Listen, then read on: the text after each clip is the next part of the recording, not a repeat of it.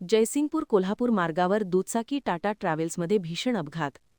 सांगली जिल्ह्यातील बोरगाव येथील तरुण ठार. जयसिंगपूर नजीक चिपरी गावच्या हद्दीत शनिवारी रात्री 10च्या सुमारास स्प्लेंडर मोटरसायकल व लक्झरी ट्रॅव्हल्स यांच्यात झालेल्या अपघातामध्ये सांगली जिल्ह्यातील राजापूर बोरगाव तासगाव येथील 45 वर्षीय तरुण जागीच ठार झाल्याची घटना घडली. फिरोज राजेखान अत्तार असे ठार झालेल्या तरुणाचे नाव आहे. याबाबत लक्झरी ट्रॅव्हल्सचा चालक नईम बादशाह सय्यद वय 47 अंधेरी मुंबई यांच्यावर अपघात प्रकरणी गुन्हा दाखल करण्यात आलाय.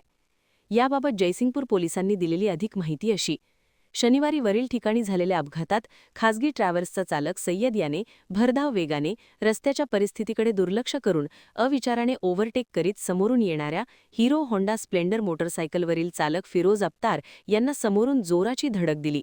यावेळी फिरोज अत्तार हे गंभीर जखमी होऊन जागेवरच ठार झाले आहेत. पोलिसांनी घटनास्थळाची पाहणी करून अपघातग्रस्त वाहने ताब्यात घेतली आहेत.